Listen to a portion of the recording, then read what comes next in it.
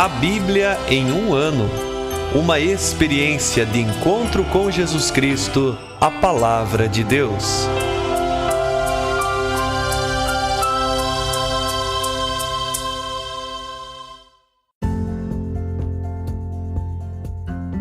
Olá, eu sou o Jefferson, seminarista na Diocese de Ponta Grossa, Paraná.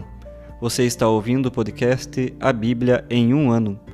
Usando um plano de leitura cronológico, leremos a Bíblia toda em 365 dias, descobrindo como a história da salvação se desdobra e se atualiza em nossas vidas e também na vida da própria Igreja. Nós estamos usando a Bíblia Católica com a tradução oficial da CNBB, a Conferência Nacional dos Bispos do Brasil. Você pode baixar também o plano de leitura completo por meio de um link que você encontra na página do Instagram, abiblia.emumano, ou então pelo facebook.com/seminariopg. Inscreva-se nesse podcast por meio da plataforma que preferir e assim receba as notificações diárias dos novos episódios.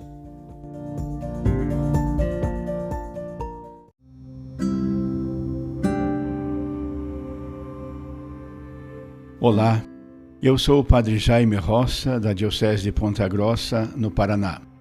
Antes de iniciarmos a leitura e a escuta dos textos bíblicos propostos para hoje, peçamos que pela ação de Deus, a sua palavra frutifique em nossas vidas. Em nome do Pai, do Filho e do Espírito Santo. Amém. Senhor, envia teu Espírito Santo para que eu compreenda e acolha a tua palavra, que eu possa conhecer-te, amar-te, servir-te e louvar-te, a fim de que pelo testemunho da Tua palavra todos Te adorem. Faze, ó Deus, que pela leitura da Tua palavra os pecadores se convertam, os justos perseverem na graça e todos consigamos a vida eterna. Por Cristo nosso Senhor. Amém.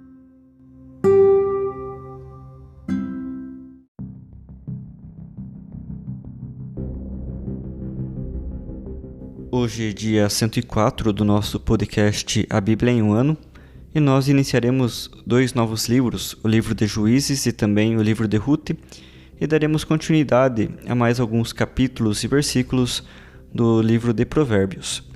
Hoje, portanto, iniciaremos então o livro de Juízes nos seus capítulos 1, 2 e 3, o capítulo 1 de Ruth, e leremos também o capítulo 5 de Provérbios nos seus versículos 1 ao 8.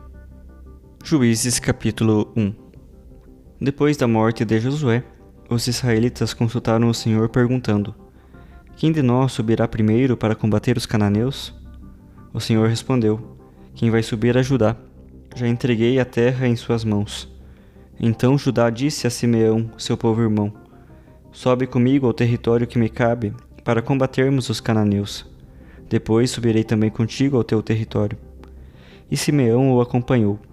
Judá subiu, e o Senhor entregou em suas mãos os cananeus e os ferezeus.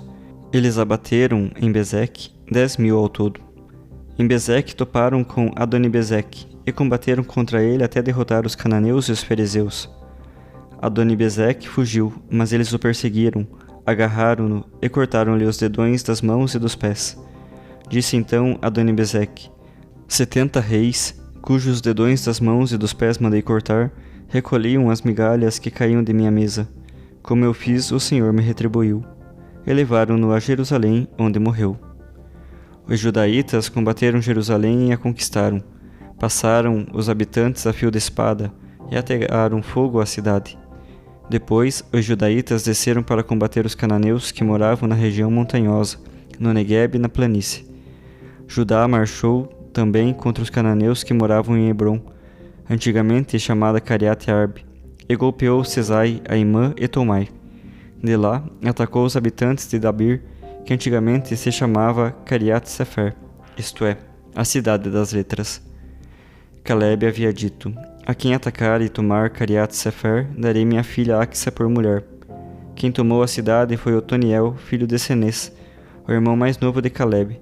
E Calebe lhe deu a filha Axa por mulher.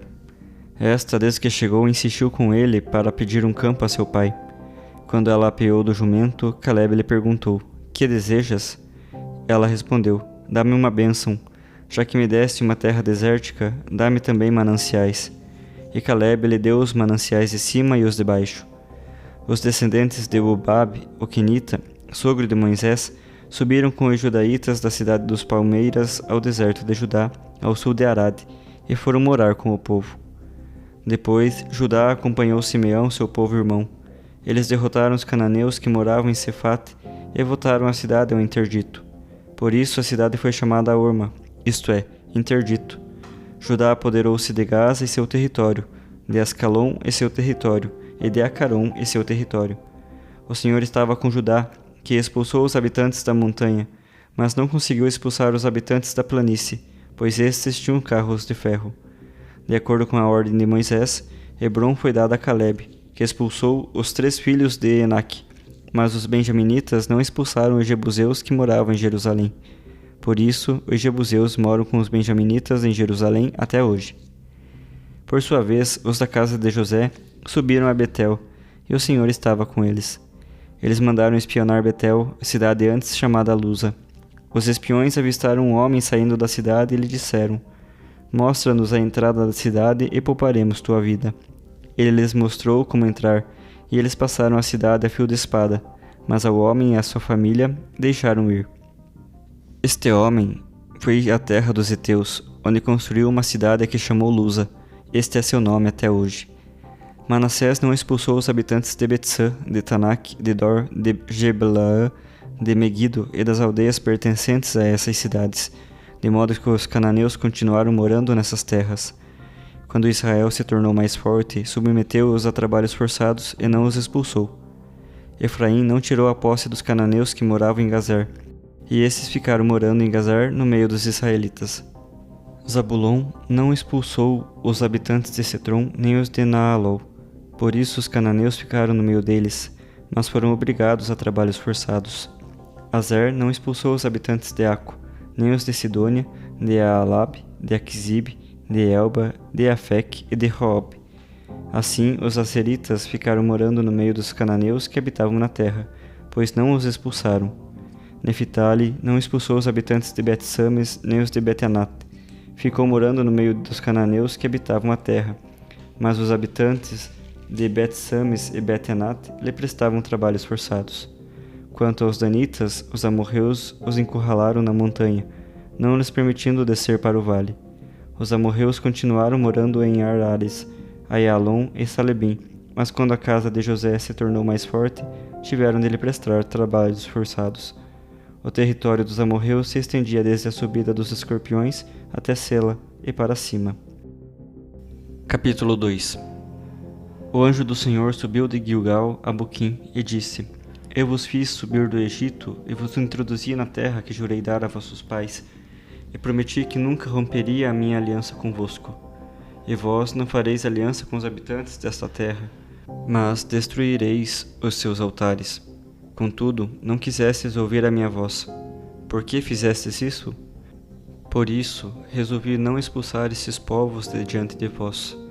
Eles serão vossos rivais, e seus deuses serão para vós uma armadilha. Quando o anjo do Senhor falou essas palavras a todos os israelitas, o povo elevou sua voz e chorou. Por isso aquele lugar foi chamado Boquim, isto é, lugar dos que choram, e ofereceram ali sacrifícios ao Senhor. Depois que Josué despedira o povo, os israelitas partiram cada qual para sua herança, a fim de tomar posse da terra. O povo serviu ao Senhor durante toda a vida de Josué e a dos anciãos, que sobreviveram a ele por muito tempo, e que tinham visto toda a grandiosa obra que o Senhor havia realizado em favor de Israel. Josué, filho de Num e servo do Senhor, morreu com 110 anos, e foi sepultado no território de sua herança, em Tamnat-Hares, na montanha de Efraim, ao norte do Monte Gaás. Mas depois que toda aquela geração se unira a seus pais, surgiu outra geração, que não havia conhecido o Senhor, nem a obra que ele havia realizado em favor de Israel. Os israelitas fizeram o que era mal aos olhos do Senhor e serviram aos ídolos de Baal. Abandonaram o Senhor, Deus de seus pais, que os fizera sair do Egito, e seguiram a outros deuses, os deuses dos povos que viviam em seu entorno. Prostraram-se diante deles, provocando a ira do Senhor. Abandonaram o Senhor e serviram a Baal e as Astartes. Por isso acendeu-se contra Israel a ira do Senhor, que os entregou às mãos dos salteadores que os saqueavam. Eles os vendeu aos inimigos que habitavam nas redondezas, e eles não puderam mais resistir aos adversários. Em tudo o que empreendiam, a mão do Senhor estava contra eles, para sua desgraça, como o Senhor lhes havia dito e jurado, ficaram em extrema aflição. Então, o Senhor suscitou juízes que os livravam das mãos dos saqueadores. Eles, porém, nem aos seus juízes quiseram ouvir, mas prostituíam-se com outros deuses, prostrando-se diante deles. Depressa afastaram-se do caminho seguido por seus pais. Estes haviam obedecido ao mandamento do Senhor. Eles, porém, não fizeram assim.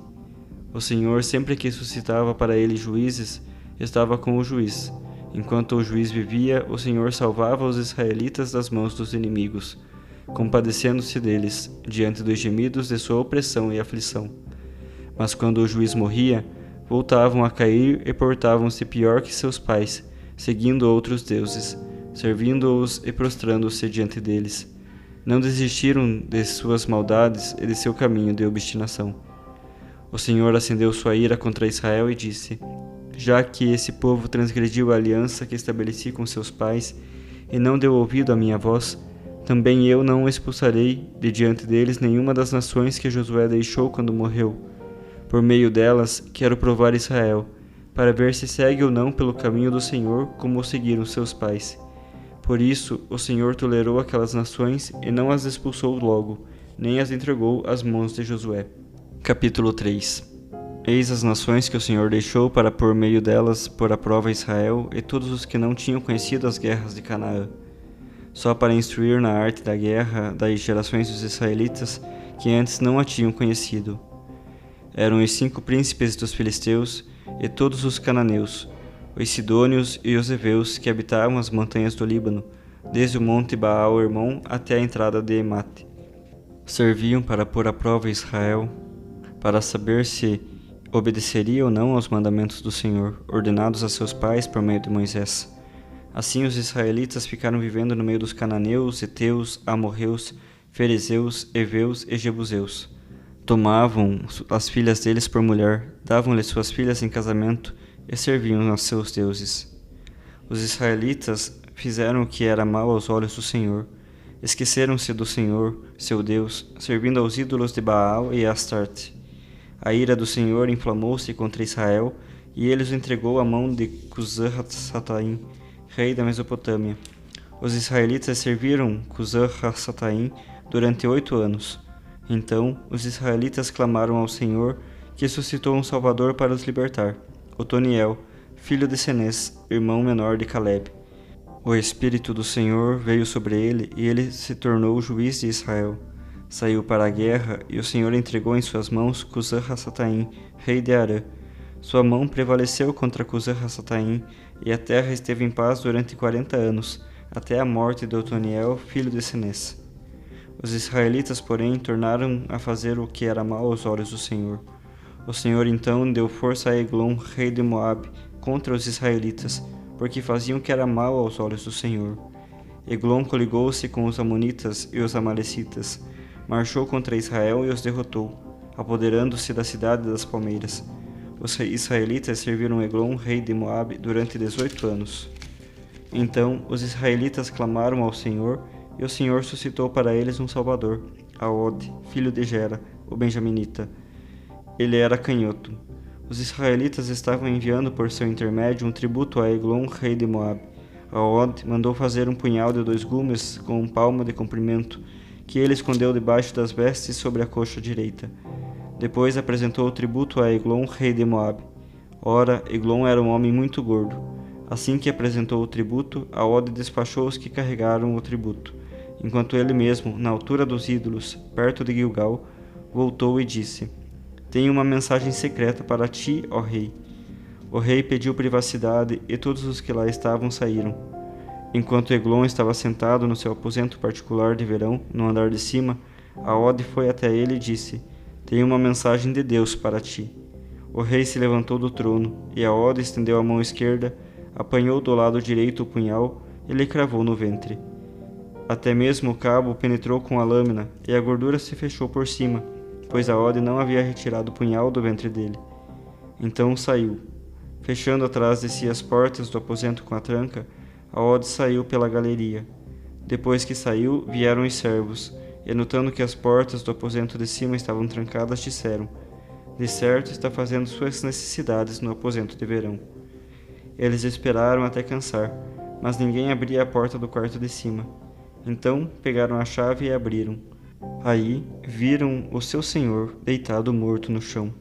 Enquanto eles perdiam tempo, a Ode escapou, e tornando a passar pelos ídolos, refugiou-se em Seira. Ao chegar, a Ode tocou o chofar na montanha de Efraim. Os israelitas desceram com ele da montanha e ele ia à frente.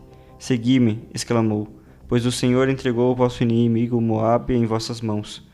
Desceram atrás dele, tomaram os vales do Jordão que dão passagem a Moabe e não deixavam ninguém passar.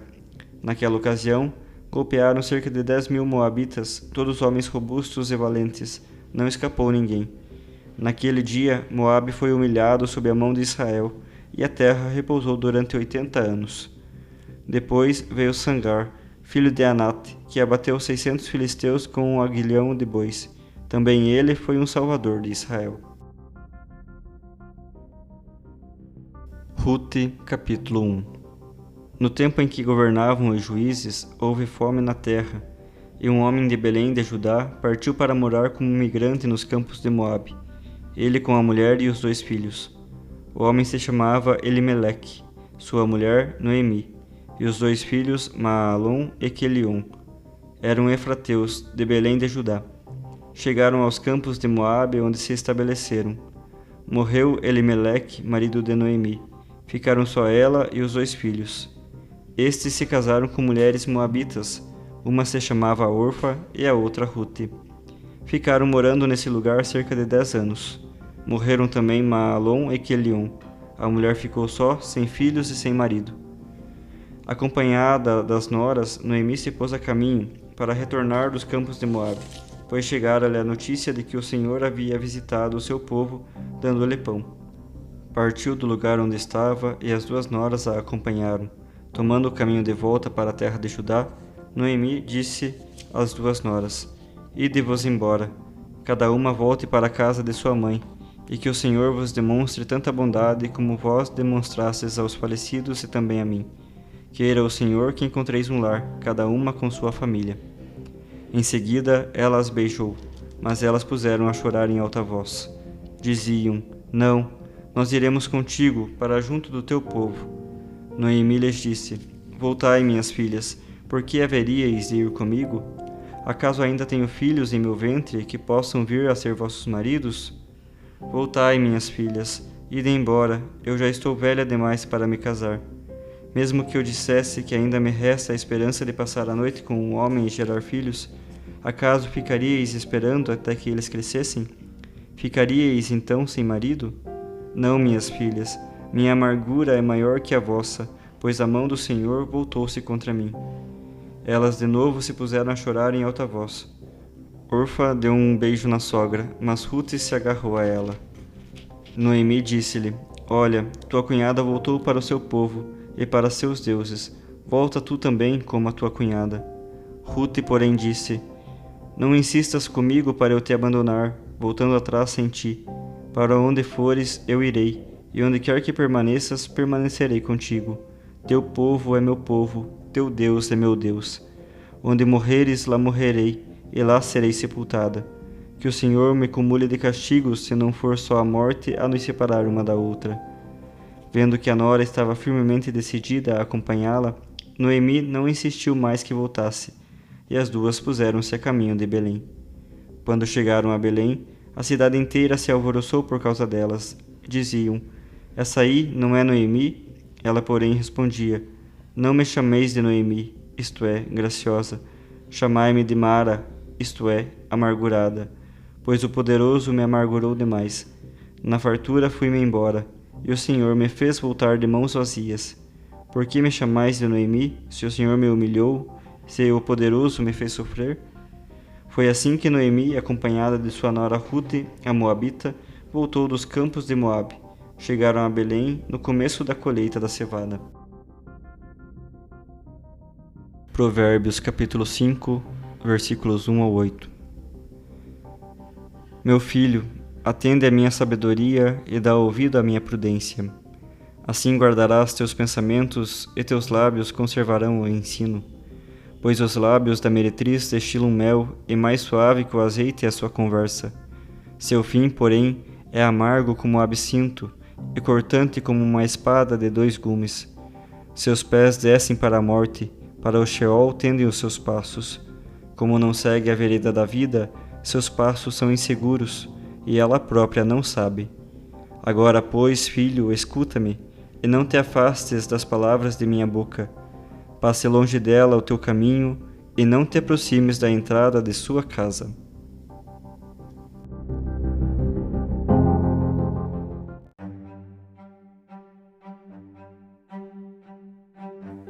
Sou o Padre Evandro, da Diocese de Ponta Grossa, no Paraná.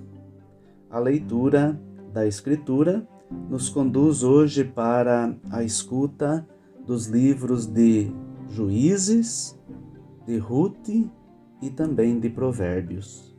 Em primeiro lugar, o livro dos Juízes é um livro escrito por muitas mãos e que contém histórias de muitas pessoas e também histórias que se referem a muitas épocas.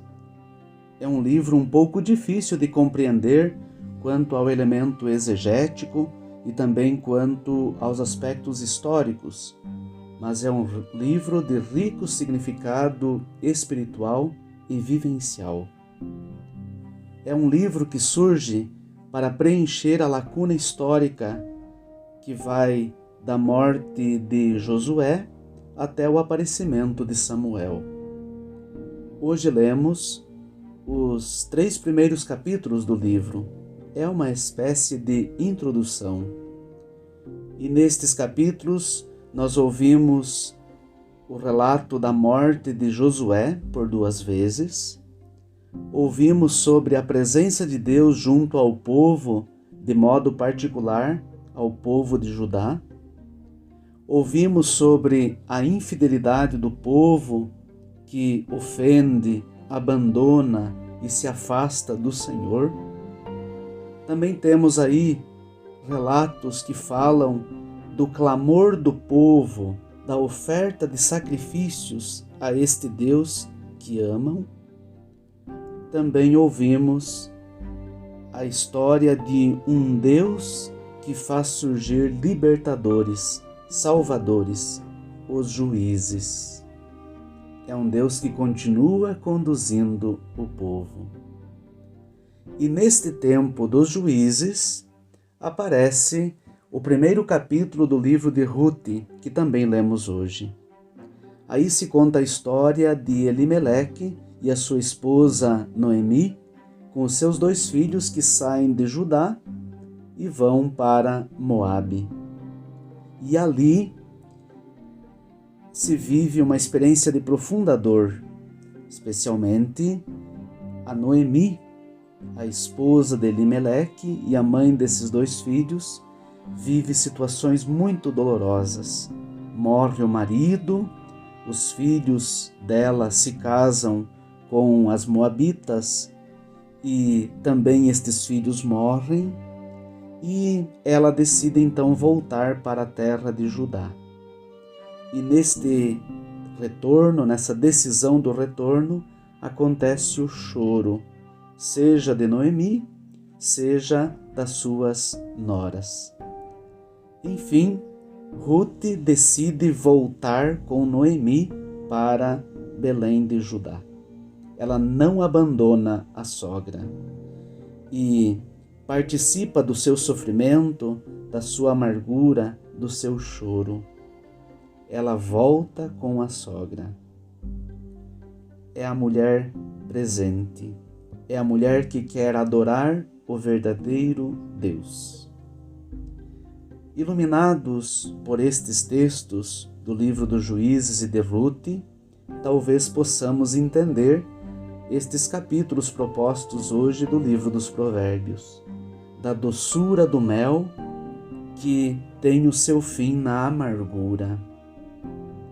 Os livros falam, os textos de hoje falam, de verdade, das grandes conquistas, das grandes vitórias, especialmente das vitórias de Deus na vida do povo, mas também falam de situações difíceis. Nem tudo na nossa vida é mel. Tem muita coisa que é amargura, mas o Senhor continua presente e agindo. Tantas vezes não queremos ser do Senhor, mas o Senhor quer ser o nosso Deus sempre. Confiemos neste Deus. Ele continua agindo na história e continua conduzindo o seu povo, que Ele também conduz a nós neste dia e sempre.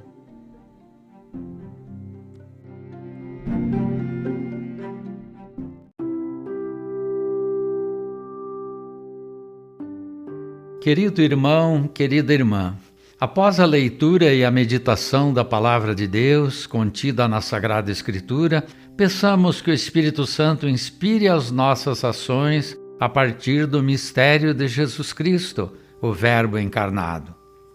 Oremos.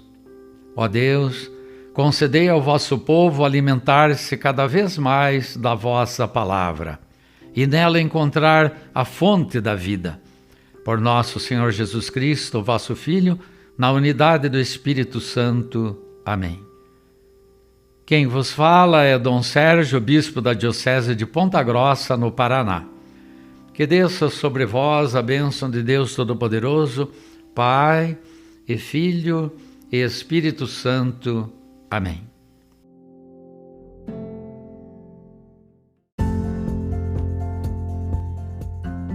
Você acaba de ouvir mais um episódio do podcast A Bíblia em um Ano. Continue nesse bom propósito de ouvir, ler e praticar a Palavra de Deus. Rezemos por todos que estão fazendo este caminho de leitura da Bíblia. Procure também participar da sua comunidade. A permissão para uso do plano de leitura The Bible in a Year com o Padre Mike Schmitz e Jeff Kevins foi concedida por Ascension. A versão original pode ser baixada em ascensionpress.com. Todos os direitos desse plano estão reservados à Ascension. Os demais conteúdos do podcast não são criados, revisados ou apoiados por Ascension. Até amanhã!